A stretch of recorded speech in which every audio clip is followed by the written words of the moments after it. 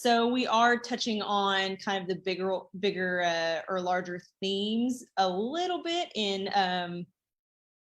in future lectures, but today we're going to be primarily looking at the kind of trends, artistic trends in Northern art, particularly Northern Mannerism, because it really falls along the lines of a Renaissance style still before everything kind of shifts into Baroque. So a lot of scholars like to put it kind of like just in between the High Renaissance, and there's Mannerism, which is a segment of the High Renaissance, and then there's the Baroque period. And so that's kind of why we're studying it, because it does still have a big impact on later Northern artists like Peter Paul Rubens and Van Dyck and all of these other guys, you know, top guys. So we're going to kind of learn a little bit about what it is and kind of what the style meant to the culture at the time, and we're just going to go ahead and get into it. So just kind of the background of what's going on. We are looking at really the shift, kind of the later years of the 16th century going into the 17th century. And there was about a period of 30 years where Mannerism was very popular. But what's happening is obviously the Protestant Reformation has happened and is still, you know, gaining traction kind of all around the world. There are certain parts of Europe that are still largely and predominantly Catholic, but there now are Protestant states or Protestant regions. And the Netherlands was actually split in two. And so we're going to be looking primarily at a Mannerist artist by the name of Hendrik Goltzius that was from the Netherlands. But the countries were primarily split in two and kind of like north and south. And the southern part was, of course, occupied by Spain, so it was primarily Catholic, while the north was largely influenced by Luther and particularly by theologian John Calvin. So Northern art did have a renaissance, just like Italy did, but it was dramatically shifted because of the Protestant Reformation. And you'll get a lot of scholars that say that the Protestant Reformation caused all of these horrendous things to happen to works of art, and nobody produced anything of any value after the Protestant Reformation, and we hate them. But that is not true. And that's one of the reasons that I actually came to Philadelphia to study, because it's a bit of an understudied period of art where people have an idea because it's maybe really intensely theological, or it's intensely secular, like divided from the church, which is what, you know, Calvin and Luther and all of these Protestant reformers and theologians thought was best. They didn't want these icons, religious images within the church. And so really it gets a bad rep, but really great art and really fantastic artists were kind of up and coming and producing a lot of large scale things. In fact, although who's primarily the poster child of the Catholic Counter-Reformation, Peter Paul Rubens is one of those kind of big time names that incorporated styles not only from Michelangelo, but Titian and Raphael and major artists. And I would say incorporated them successfully. So there's definitely a lot of talent and a lot of artistic movement still happening. So, but when we look at the North, the emphasis was primarily on the Word of God, because the Catholic Church had kind of hoarded it for centuries. And we're not gonna play too much. They did hoard the word because they thought that it was for people that deserved to hear it. And so the lay people, which would have been us, essentially, did not have access to a Bible. And so that's kind of what the Protestants changed. They kind of got the Word of God into the hands of the people. And so now in the churches specifically, and what was happening with the art, is there was an emphasis on the Word of God rather than the use of visual imagery with a didactic purpose, or using imagery to teach people. Although that was still done, religious figures were not being portrayed. Christ was not being portrayed on the cross. Mary was not being used for any sort of veneration or cult worship. So that was starting to shift and change. But although there was this shift, Mannerism was one of the unifying components between kind of Italian and Northern art until the early 17th century. So Mannerism really originated in Italy, and it emphasized an elegant, really anti-classical style. And when we think of Michelangelo and Leonardo da Vinci and Raphael, we think of these very balanced, triangular, symmetrical compositions. It's really pleasing to the eye. There could be chaos in the background, but that center foreground is balanced and structured, which gives an idea of peace and composure within the composition. And Mannerism was like, yeah, we don't care about that. We want to do something else.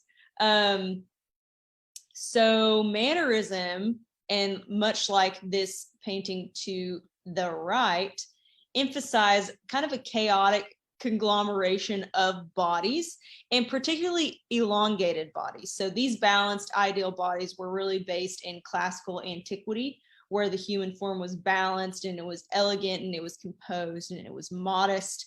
Mannerism was like, we changed our minds, we don't like that. So you can actually see this is the figure of Christ laying. He's in this guy's arms towards the left, but Christ is being taken down from the cross in this scene. And he's being put in a tomb. So you can actually see this elongated torso, particularly of Christ, that is not, it doesn't make sense. I mean, mathematically, geometrically, however you want to come across it, it's too big, it's too much. And it's in this like characteristic S pose, but that S pose was not supposed, that S component kind of contrapposto, this subtle shifting and twisting of the figures, that was not meant to happen so drastically like it does in this. It was supposed to be a subtle shift, a subtle kind of glance towards movement and energy. But we have here, even in the Dead Christ, there is this very confusing and interesting and somewhat disturbing aspect of him. And it's not balanced and it's not proportional, but what does it do? It draws our eye in. And that's what Mannerism was all about. It was kind of tweaking these figures, not only making them elegant, but making them somewhat confusing. So it would further draw in the viewer's eye, whoever the patron was, or wherever this was being viewed. It would draw us in for meditation purposes as well.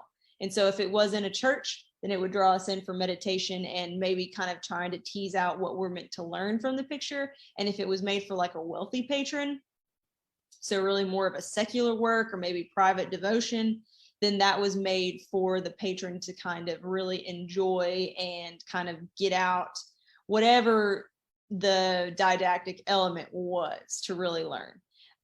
But the big thing about Mannerism is that you make the figures somewhat off, and that's supposed to kind of draw our eye into to really meditate on the picture. The style really originated in Italy, but quickly spread throughout Europe. And one of the most interesting Mannerist artists is El Greco from Spain. And we won't have time this semester to really cover El Greco, and I don't know when we're going to get to it, but we should, because he's an interesting character.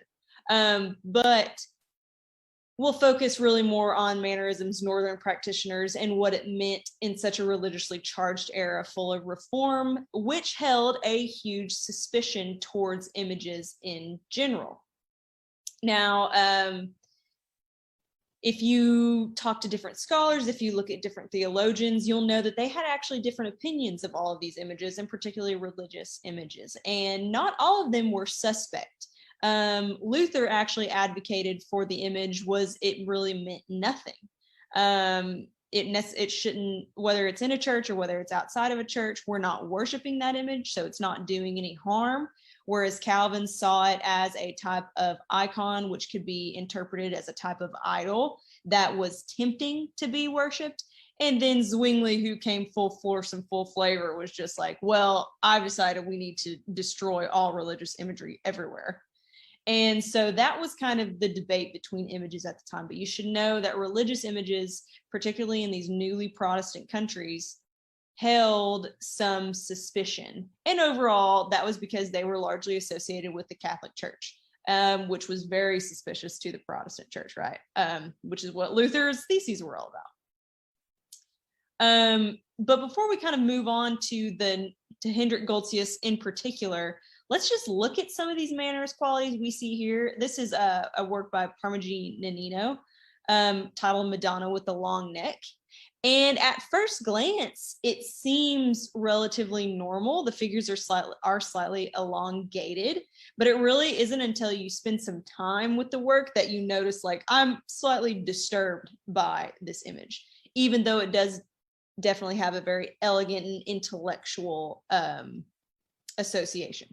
And you should know that Mannerism was largely being associated with the intellectual movements of the day, just like previous Renaissance works. But it was very in fashion. And this fashion was this trick of the eye, which we'll get more into with Hendrik Goltzius. But you should know that obviously the Madonna does have a very long neck. I don't know that any person's neck should ever has any business being that long. And she's even looking down, which means she's shortening it, which means if she were to look up or to look directly at us, it would be even maybe a couple inches longer. And then we've got pretty narrow shoulders. And then that takes us, so we have kind of that reversed S form, that serpentine form that takes us to the figure of Christ himself. And this is a baby. Does this look like a baby to anyone else? No, it's not. It's a toddler that's full grown.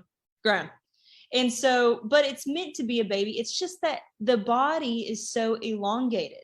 But the point is that he's meant to really cover his mother, kind of emphasizing his important, his future status as kind of savior of the world and proclaimer of the gospel and all of these things.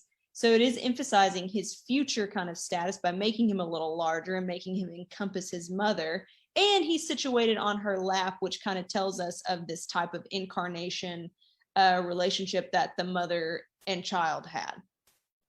But it's all situated within kind of this backward S form. But we can even see that her hips they should not be where they are. They're just too elongated. But this kind of serpentine twisting and kind of this placement of this column behind the Madonna is meant to really kind of spark this intellectual discussion of comparing women and particularly their bodies with certain shapes. So you had some scholars saying that women should be sturdy and not forceful, but sturdy in appearance, but beautiful and elegant and modest. And so they would compare them to columns. And some scholars would compare them to vases and kind of those amphoric vases where it was a skinny neck and then it was a very ample body, right?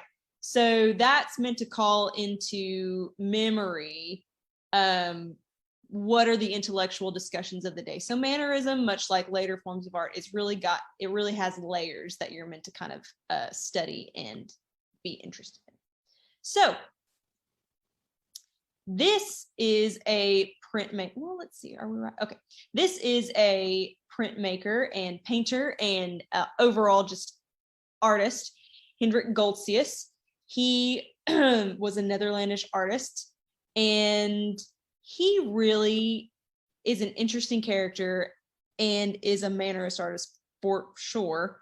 He really enjoyed this idea of tricking the viewer and kind of this idea of intellectual deceit, and that would further draw the viewer in.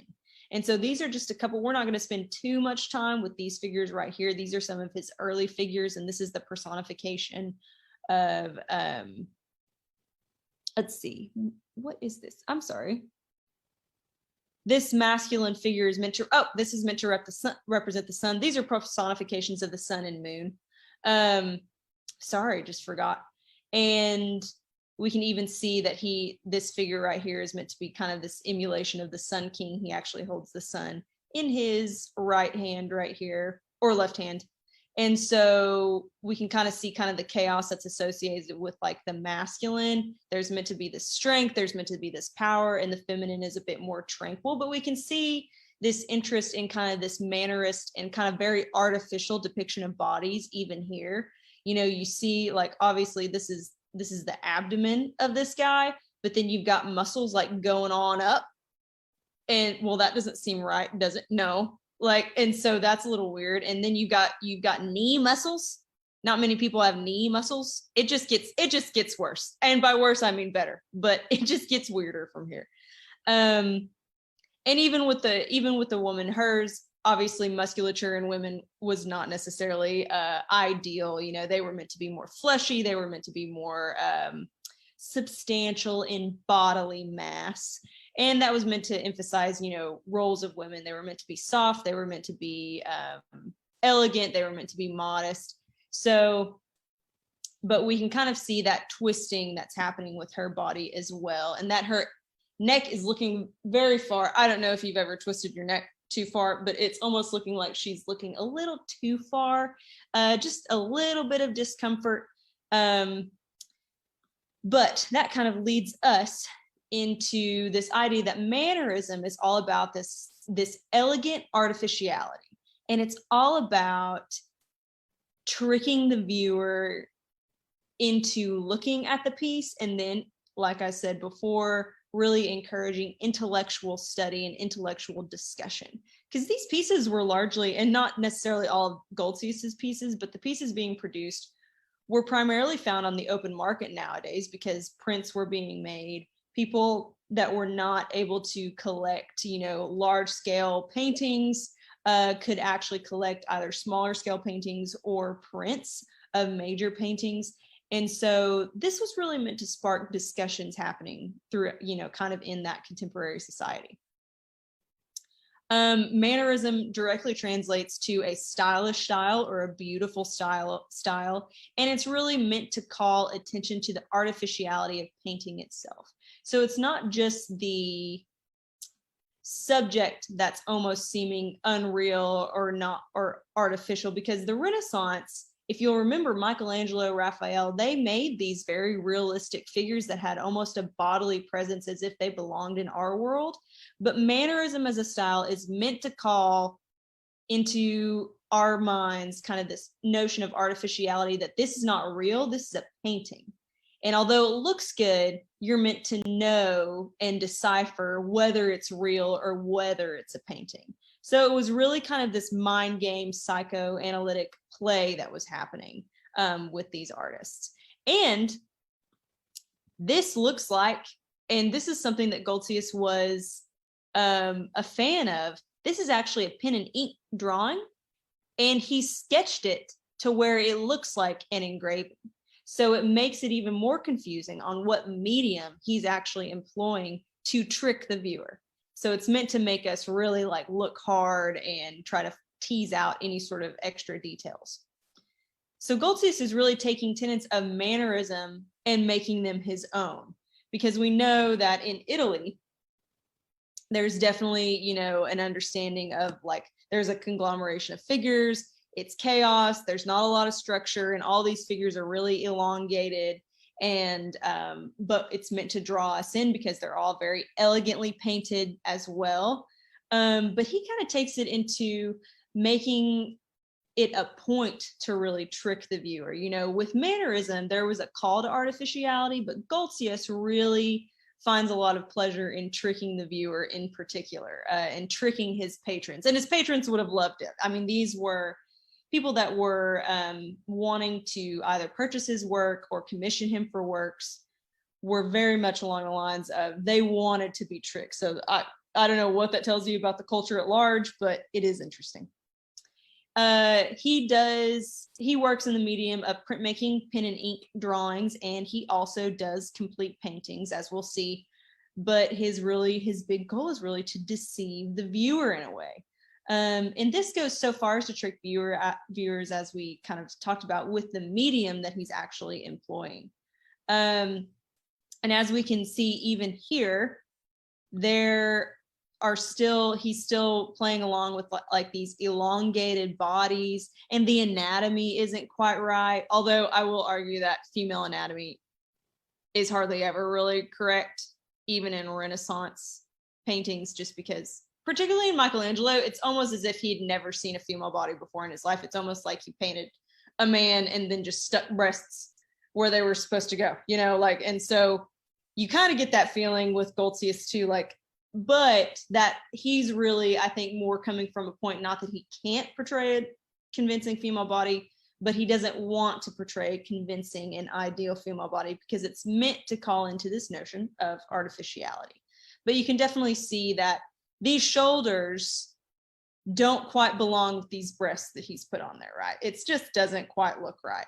And her legs and where her hips connect, they're just a little, it's just a little too elongated. It's just a little, something is a little off. And this isn't even one of his more dramatic mannerist figures, but just know that these elongated figures, they were still elegant. This woman here is still beautiful. She's still very attractive. She's still reflecting kind of what female, how females were represented at the time and what beauty actually meant. She's still very much that, but everything is just a little bit off. And he's looking at, it's interesting musculature here because his previous women have been kind of fleshy, as we can see. So it is interesting musculature here around the shoulders and kind of around the abdomen. Takes on a little bit more of a masculine characteristic. So, but maybe that's for a dissertation and not for a lecture. So now here are some good examples of mannerist bodies in particular. And I don't know that I warned everyone. When we look at the Renaissance and Baroque art, there will be nudity. And I probably should have warned you before, but now you know. So just know, I don't know if you show, children or whatever, it could kind of get a little weird. But just so you know, we are studying nude figures because it is the Baroque period, and there still is a lot happening in mythological figures and secular interests. So just know we're going to touch on everything. So there's your warning in the middle of the presentation. So we can definitely tell from these figures on the left, this is actually a reproduction of Goltzius' work on the right, which we'll get to in just a second. But we definitely tell these figures on the left they're very elongated. It's made very clear. This woman's back nearly takes up the entire composition, and her legs, even though they're bent, really wouldn't take up much. So we know that particularly, I would say, aspects of fertility here are being emphasized, her hips, her rear, even the delicates, even kind of the delicate shoulders that she has, they're still strong, but they're delicate. So he is emphasizing aspects of the female body, but he is elongating all of these bodies. And then he's not only elongating them, but he's kind of contorting them. They're in very strange poses, and it's meant to show that he can portray kind of anatomical structures and how a body would bend and move, but with this mannerist tradition, something's just a little bit off. The body proportions are just a little bit off, but it's meant to draw her in. We're meant to ask, well, who are these women? Who are these women lounging with this man naked right here? What is this a mythological scene? It must be. Is Venus here? We would assume so, because her attribute is Cupid right here. Is this Bacchus? We think so, because the bodies draw us in, but then we start looking at the elements and we see grapes and fruit. We see a drink right here. I'm not sure if it's wine, but we can be safely said that it should be Bacchus, which was the god of kind of like drinking wine and all around fun. And so the point is that we're drawn in to really question, who are these figures? What can we learn about them? What is it telling us? What particular story is this coming from? And this was the idea behind these works, that it would ask viewers from, hundreds of years ago, centuries ago, it would ask them the same things. Who are these figures? And they would kind of lean on their classical education systems and what they learned from Ovid, or what they learned from Pliny the Elder, or what they learned from Aristotle, or what they learned from Homer. So you see that it would kind of bring all these stories together, and it's a fun puzzle to work out. And Mannerism just took it a step forward that made viewers really look at the details because of its overall strangeness. And Goltzius as an artist was pretty popular in the North. We actually see a lot of reproductions of his in particular in various printmaking workshops. And so this was a print kind of made in lieu of him and in kind of praise of him as an artist, and kind of as this very creative, really, artist as well, that wasn't really a snob about painting. You know, he was really known as an engraver, as a printmaker, but then he also could paint, but then he did pen and ink drawings. And so he played around with mediums and media that were considered kind of high art and then low art. And so he didn't really discriminate between the two, which I think is what makes him really a fascinating artist. And so here are just some more of these kind of very strange, very strange bodies. I just love him. And so this is obviously Bacchus too. We actually have grapes kind of pushed into his hair, and he's holding what seems to be probably wine in this kind of, you know, jug, plate, bowl, whatever. But we can definitely see there's an ode to classical figures, right? I mean, kind of when we think of, you know, they're very Michelangelo-esque figures still, kind of with the musculature, with the strength of the shoulders. It does have carry a sense of Michelangelo, but he's really showing us the diversity of his skill with the poses. This leg hiked up on Bacchus is unusual, particularly as it's floating in space, particularly with the genitalia just staring at us too. And so he's really having a lot of fun kind of contorting these bodies and showing different angles that he can actually depict the human body. And in doing this, he's really competing with previous artists as well, particularly Renaissance artists that, although we love them, their work in comparison to kind of Mannerist bodies seems a little stagnant. They seem a little posed. They seem a little bulky and heavy. And Mannerist bodies kind of lighten that a little bit and really give a little bit more life, even in their strangeness, to the figures themselves. And this is just kind of an up close detail. This is not a stomach. This is actually an elbow of Cupid from one of the previous slides I showed you. But this is just how he would trick his viewers, because this is a painting. This is not an engraving or a print. This is a painting. And these are etching lines. And I don't know if anybody has taken any engraving courses or printmaking courses, but when you print, to get the line, to get any sort of semblance of shadow, you have to cut into either your wood block or a zinc plate, copper plate, whatever plate you're using for engraving. And these are the lines that you have to make convincing details. And so these are particularly engraving lines. These would be pretty hard with woodblock prints, but that's kind of this trick of the eye, this trick of the media that Goltzius really enjoyed. And these are just some more examples of him. He kind of gets overly dramatic. We definitely see kind of that Italian influence right here, kind of with this really large composition of bodies, and there's no structure, right? Like, I just am amazed. This could almost be presumed as a triangular structure, kind of in this bottom level, in this bottom tier, but not really. And then it's just, all chaos over here in this top tier.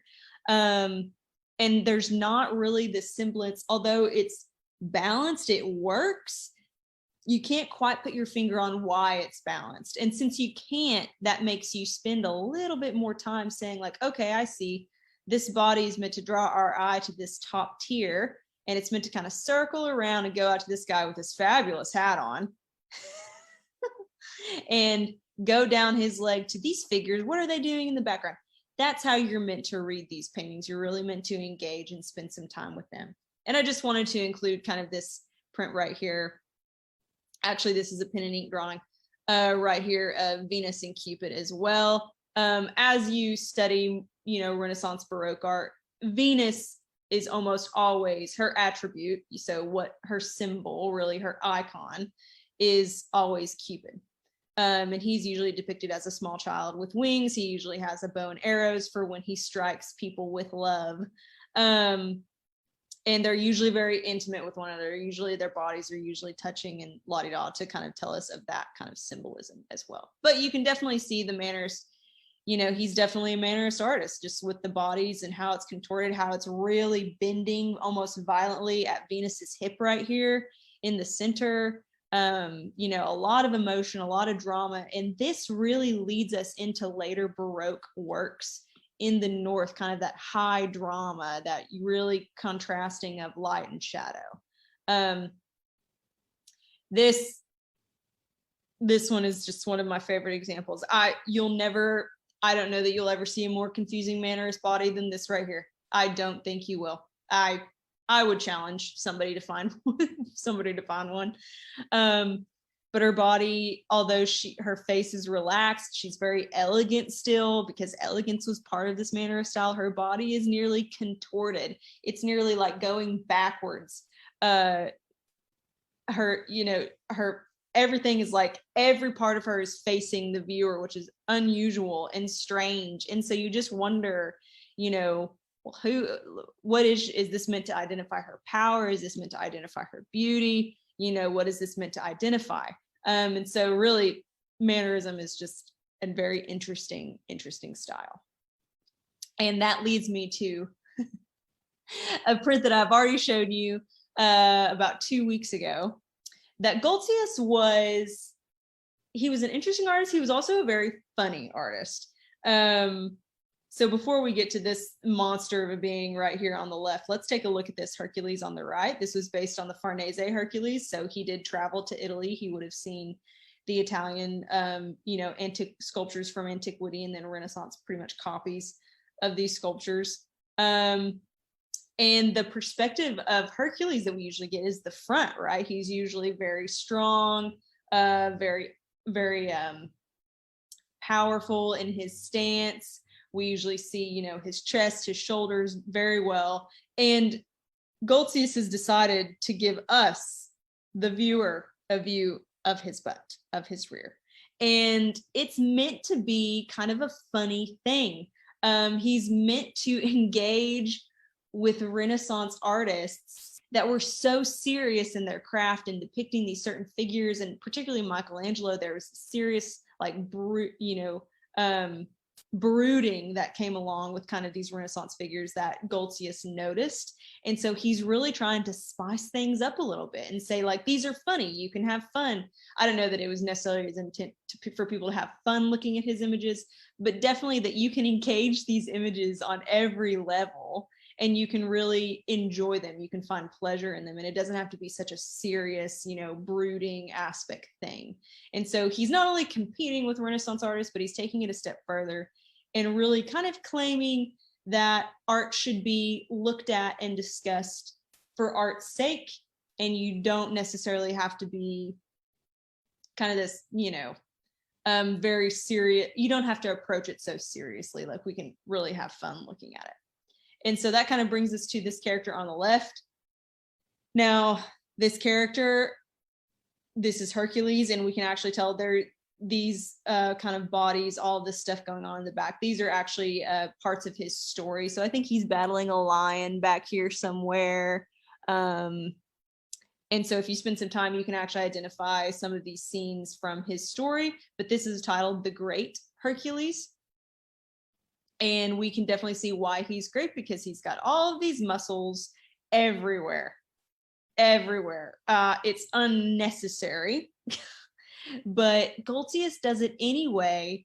And it's because he's taking the time to really call into our minds the artificiality of not only his figure, but of this painting itself. It's not meant to mimic something in real life. It's not meant to pop out at you, and you're not meant to necessarily directly relate it. It's not meant to trick you in the sense into reality, but it really calls into that painting can be convincing, it can play a part, but this is meant to be artificial.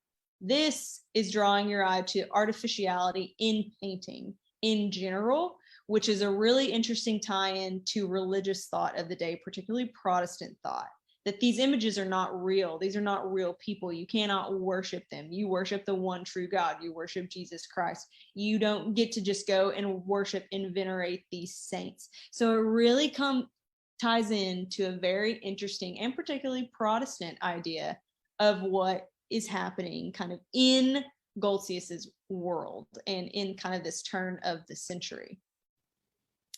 So Hendrik Goltzius not only taking part in contemporary intellectual discussions, but he's taking it upon himself to really entice viewers. And this artistic deceit, like I've said, was really popular among wealthy patrons and particularly the elite. Because they would have been classically educated, they would have known these stories, they would have been able to identify these figures by their attributes, and they would have been able and found pleasure in deciphering kind of the layers within this artist's work. So Mannerism, particularly in the Netherlands, is eventually replaced by evolving artistic styles and new genres such as still life paintings and more genre type scenes, kind of those drinking scenes we see in taverns. It's eventually replaced by that.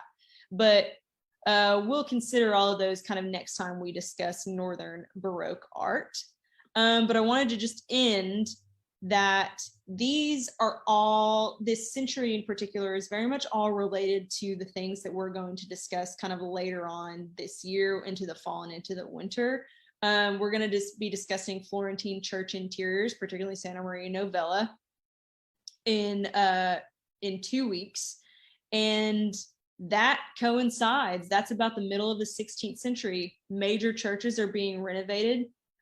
Is it because of this kind of this Protestant Reformation and the Catholic Counter-Reformation that's causing all these interiors to be shifted? You know, we're going to dig into that. And even in Islamic manuscripts, we're going to kind of figure out how the East and the West were communicating with one another and how they were really influenced by one another, and what in particular the Jesuits were kind of doing over in kind of the Ottoman Empire and situated over in parts of Asia. And we're kind of going to see how these all kind of interrelate with one another.